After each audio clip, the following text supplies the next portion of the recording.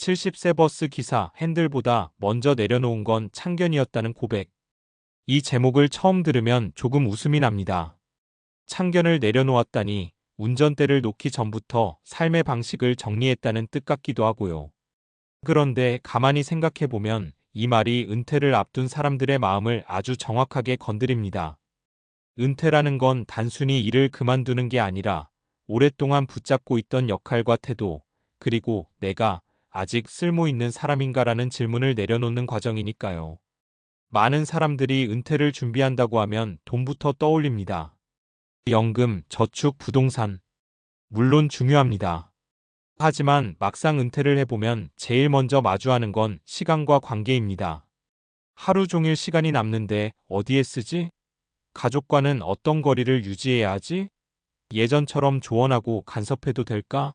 아니면 조용히 물러나야 할까? 이때 필요한 건 거창한 계획보다도 태도의 전환입니다. 버스 기사처럼 핸들을 내려놓기 전에 혹은 내려놓는 순간에 무엇을 함께 내려놓을지 생각해 보는 것. 그리고 무엇을 새로 들고 갈지 정하는 것. 이게 은퇴 준비의 핵심입니다.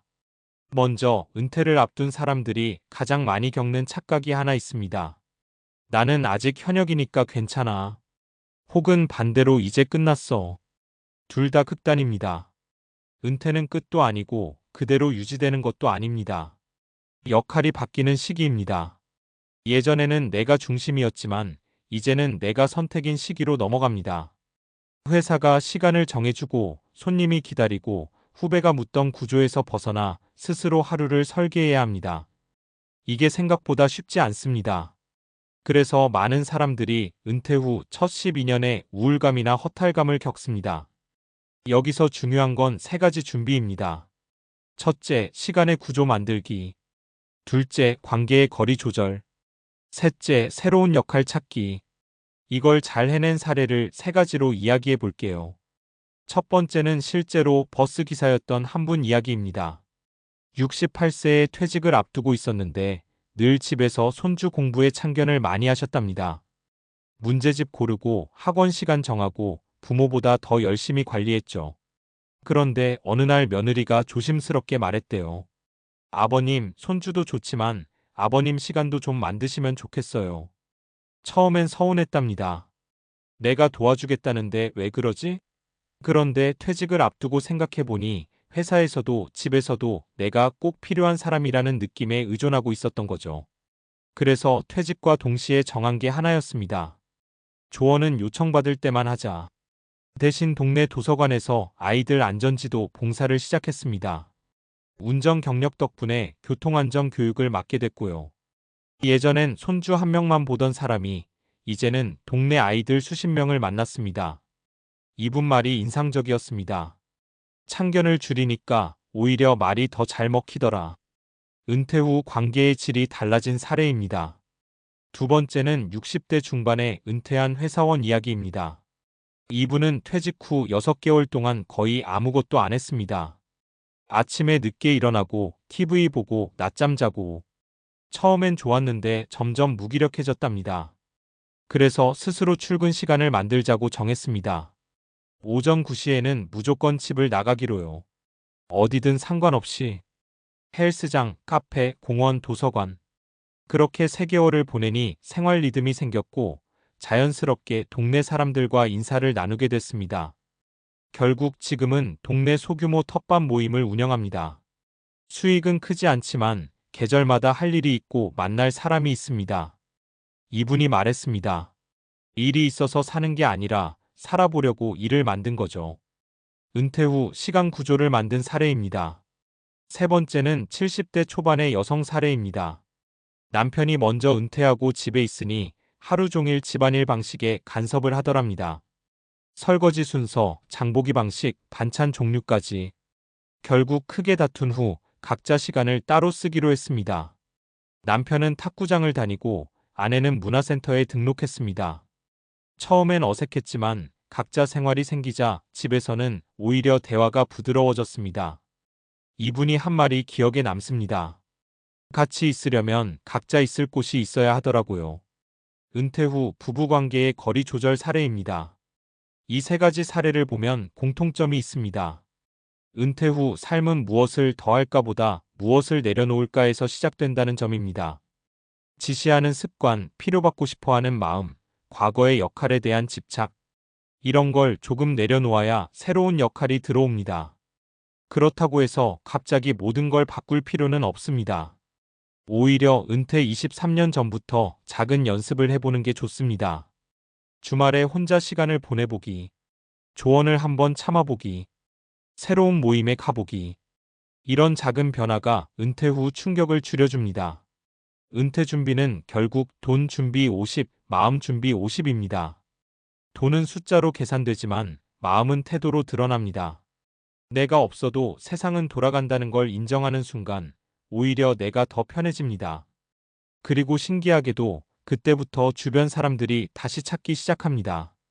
강요하지 않는 조언, 여유 있는 시간, 편안한 표정. 이런 것들이 은퇴자의 가장 큰 자산이 됩니다. 처음의 제목으로 돌아가 보죠. 핸들보다 먼저 내려놓은 건 참견이었다. 이 말은 체념이 아니라 선택입니다.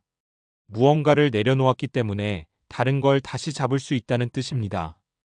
은퇴는 끝이 아니라 방향 전환입니다. 운전석에서 내려와도 길은 계속됩니다. 다만 이제는 누가 정해준 노선이 아니라 내가 고르는 길을 걷게 되는 거죠. 그 길에서 너무 앞서서 끌고 가지도 말고 너무 뒤에서 놓치지도 말고 그냥 함께 걸어가면 됩니다. 은퇴 준비란 결국 그 속도를 찾는 연습인지도 모릅니다. 앞에서 이야기한 것처럼 은퇴는 단순히 직업을 내려놓는 사건이 아니라 삶의 구조와 정체성을 재설계하는 과정입니다. 그렇다면 그 다음 질문은 자연스럽게 이렇게 이어집니다. 마음을 어떻게 준비해야 은퇴 후 삶이 무너지지 않을까? 이건 감성적인 문제가 아니라 실제로 심리학 뇌과학 노년학에서 오래 연구된 주제입니다. 은퇴 이후 삶의 만족도와 건강은 몇 가지 명확한 요인과 과학적으로 연결되어 있습니다. 먼저 은퇴 후 행복을 결정하는 가장 큰 요소는 소득이 아니라 역할감이라는 연구가 많습니다. 2022년 유럽 노년 패널 연구에서는 은퇴 후 삶의 만족도를 좌우하는 핵심 요인으로 사회적 역할 유지가 가장 높게 나타났습니다. 돈이 일정 수준 이상 확보되면 그 이후의 행복은 나는 여전히 누군가에게 필요한 사람인가라는 감각과 더 밀접하게 연결됩니다. 왜 그럴까요? 뇌는 역할을 잃으면 방향을 잃습니다. 사람은 생각보다 할 일이 있어야 안정됩니다. 뇌과학적으로 보면 직장 생활은 매일 반복되는 루틴을 제공합니다. 출근 시간, 업무 목표, 동료와의 상호작용. 이런 구조는 뇌의 전전두엽을 지속적으로 활성화시키고 도파민 분비를 일정하게 유지합니다. 그런데 은퇴를 하면 이 구조가 갑자기 사라집니다. 이때 아무 준비 없이 이제 쉬어야지만 생각하면 뇌는 자극이 급격히 줄어듭니다. 자극이 줄면 도파민도 줄고 그 결과 무기력과 우울감이 생깁니다. 실제로 은퇴 직후 12년 사이에 우울 증상을 경험하는 비율이 높다는 연구도 있습니다. 그래서 전문가들이 공통적으로 말하는 것이 있습니다. 은퇴 후에는 휴식보다 리듬이 먼저 필요하다. 여기서 중요한 과학적 개념이 하나 있습니다. 행동 활성화 비헤이비어럴 액터베이션라는 심리 치료 원리입니다.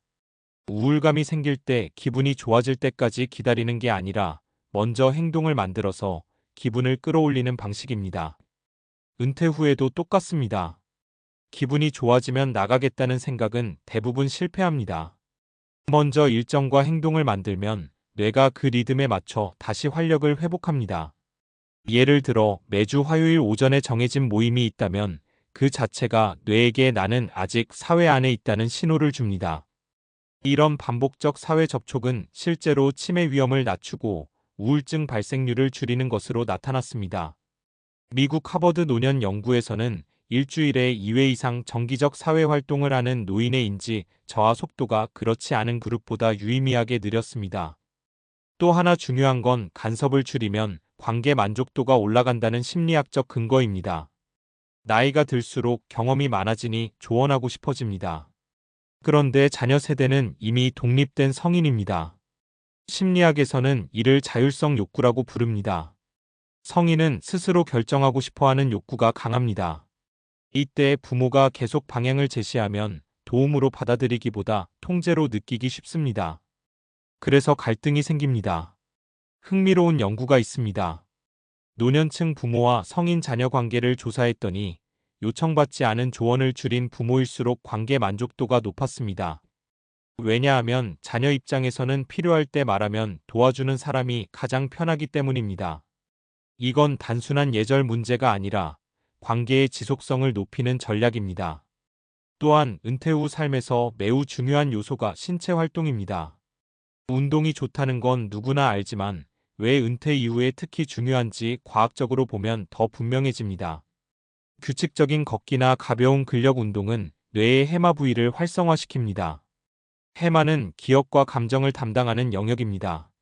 나이가 들수록 이 부위가 위축되는데 주 3회 이상 30분 걷기만 해도 위축 속도가 늦춰진다는 연구가 있습니다. 즉, 운동은 단순히 몸을 위한 게 아니라 기억력과 기분을 유지하는 핵심 도구입니다. 여기서 다시 처음 이야기로 돌아옵니다. 왜 어떤 사람은 은퇴 후 더 밝아지고 어떤 사람은 점점 위축될까요? 결정적인 차이는 세 가지입니다. 하나는 시간의 구조를 유지했는가? 둘째는 관계에서 역할을 조정했는가? 셋째는 몸을 계속 움직였는가? 이 세 가지는 서로 연결되어 있습니다. 아침에 나갈 이유가 있으면 걷게 되고, 걷다 보면 사람을 만나고, 사람을 만나면 역할이 생깁니다. 역할이 생기면 다시 다음날 나갈 이유가 생깁니다. 이게 은퇴 후 삶의 선순환 구조입니다. 많은 사람들이 은퇴를 비워야 하는 시기로 생각합니다. 하지만 실제로는 적당히 채워야 하는 시기입니다. 너무 바쁘게 살 필요도 없고 완전히 비워둘 필요도 없습니다. 주 34일 정도의 정기활동, 가벼운 운동, 느슨한 관계. 이 정도 구조가 가장 안정적이라는 연구가 많습니다. 그리고 중요한 건 준비는 은퇴 후가 아니라 은퇴 전부터 시작해야 한다는 점입니다. 갑자기 모든 걸 바꾸는 건 어렵습니다. 퇴직 23년 전부터 주말 루틴을 만들어보고 회사 밖 인간관계를 하나씩 늘려보고 혼자 보내는 시간을 연습해보는 게 좋습니다. 이 과정을 거친 사람일수록 은퇴 후 적응 속도가 빠릅니다. 결국 은퇴는 내가 누구인가를 다시 정의하는 시기입니다. 직함 없이도 나는 어떤 사람인가? 누구와 시간을 보내고 싶은가? 어떤 속도로 살고 싶은가? 앞서 버스 기사의 말처럼 내려놓아야 다시 잡을 수 있습니다. 참견을 조금 내려놓으면 관계가 편해지고 역할 집착을 내려놓으면 새로운 역할이 들어옵니다. 그리고 시간을 흘려보내는 대신 리듬을 만들면 삶이 다시 움직입니다. 은퇴 준비의 핵심을 한 문장으로 정리하면 이렇습니다. 할 일을 찾기 전에 살아갈 리듬을 먼저 만들어라. 리듬이 생기면 역할이 생기고 역할이 생기면 의미가 생깁니다. 의미가 생기면 하루가 버틸만해지고 하루가 쌓이면 인생이 됩니다. 운전대를 내려놓은 뒤에도 길은 계속됩니다. 다만 이제는 속도를 내가 정할 수 있습니다. 너무 빠르지도 너무 느리지도 않게 내가 편안한 속도로 걷는 것. 그게 은퇴 이후 삶을 오래 그리고 안정적으로 이어가는 가장 과학적인 방법입니다.